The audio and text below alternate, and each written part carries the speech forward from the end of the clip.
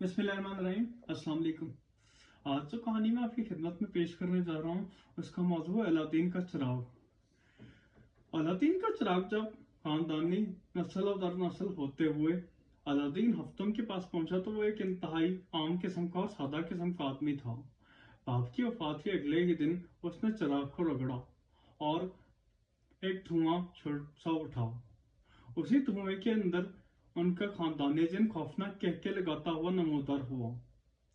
उस दिन के दोनों बाजू मशरिक और मगरिब में फैले हुए थे और उसका कद आसमान से बातें कर रहा था। खौफनाक कहकों की गूंज जो कि दिल दहला देने वाली थी जब थमी तो उस जिन ने खड़े होकर कहा, क्या हुक्म है मेरे आका। अलादीन हफ्तम ने कहा, जाओ जाकर नुक्कड़ की दुकान से मेरे लिए पान ला दो। जिनको अगरचे इस हुक्म पर बहुत ही शर्म आई कि वो जिन जो कि अपने हाथों पर महल उठाकर ले आता था उसको पान लाने का कहा जा रहा है, लेकिन उसने बदले नखास्ता अपनी आका के हुक्म की तामील की। थोड़ी देर के बाद अलादीन ने दोबारा चिराग रगड़ा और फिर उनका खानदानी जिन खौफनाक कह के लगाते हुए नमूदार हुआ और उसने कह के लगाते हुए कहा, क्या हुक्म है मेरे आका। अलादीन ने कहा, नहाना चाहता हूँ, सरकारी नलके से बाल्टी भर कर लाओ और मेरे लिए सेहन में रख दो। जिनको एक बार फिर इस हुक्म पर बहुत सबकी महसूस हुई, लेकिन उसने बादले नखास्ता अपने आका के हुक्म की तामील की। थोड़ी देर के बाद अलादीन ने गुस्से से फारिग होकर कहा कि जाओ बाजार जाओ और मेरे लिए खाने पीने का सामान लेकर आओ और खाना बनाकर मुझे दो, मुझे बहुत ज्यादा भूख लगी है। जिनको इस हुक्म पर भी बहुत सी शर्म आई, लेकिन वो बाजार की तरफ रवाना हो गया। खाने से फारिग होकर अलादीन ने दोबारा चिराग को रगड़ा और जिन जब नमूदार हुआ तो जिनसे कहने लगा कि हमसायों से थोड़ी सी पत्ती मांग लाओ और मुझे चाय बनाकर दो। ये सुनकर जिन के माथे पर पसीना छूट आया, क्योंकि उसने फौरी तौर पर रुमाल से साफ कर लिया और बादले नखास्ता अपने आका के हुक्म की तामील की।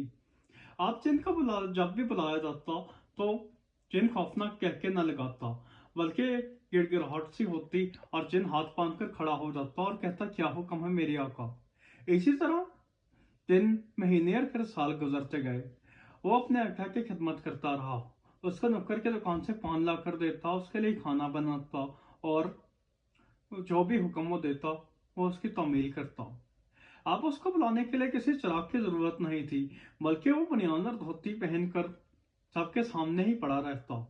एक तब्दीली उसमें यह आई कि जब भी उसको बुलाया जाता तो वो क्या हुक्म है मेरे आका के बजाय क्या बात है साहब जी कहता।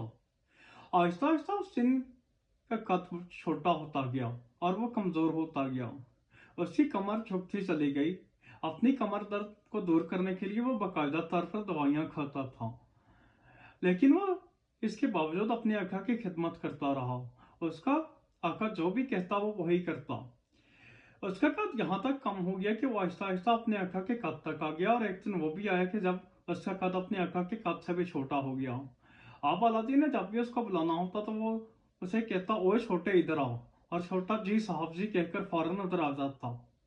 एक दिन अलादीन के उसे जिन ने अलादीन से कहा कि साहब जी अगर आप बुरा ना मनाएं तो मैं कहीं और नौकरी कर लूं, आपको जो तनख्वाह मिलती है उसमें आपका अपना गुजारा नहीं होता, मैं यहाँ क्या करूंगा। अलादीन ये बात सुनकर चीख गया और उसने गर्दन झुकाकर हिला दी, यानी उसने इस बात पर रजामंदी जाहिर कर दी। अब यही दिन बाबू होटल में मुलाजिम है और वो छोटे की आवाज से एक मेज पर से दूसरी मेज की तरफ थके कदमों के साथ चलता है। जब भी उसको अपना पुराना जमाना याद आता है तो उसकी आंखों में आंसू भर आते हैं। वो अपनी तमाम की तमाम कुव्वतें मजरू कर कर अपनी पुरानी हालत में आने की कोशिश करता है और इसके नतीजे में सिगरेट के धुएं जितने मरगुले से बाहर निकलता है और अपनी दुखती कमर पर हाथ रखता है। वो आहिस्ता से कहता है, मैं बड़े करफर वाला जन था, लेकिन मेरे आका ने मुझे कमजोर कर दिया। अगर आपको हमारे चैनल पर दिखाई जाने वाली वीडियो पसंद आती है तो आपसे गुजारिश है हमारे चैनल को सब्सक्राइब करें। शुक्रिया।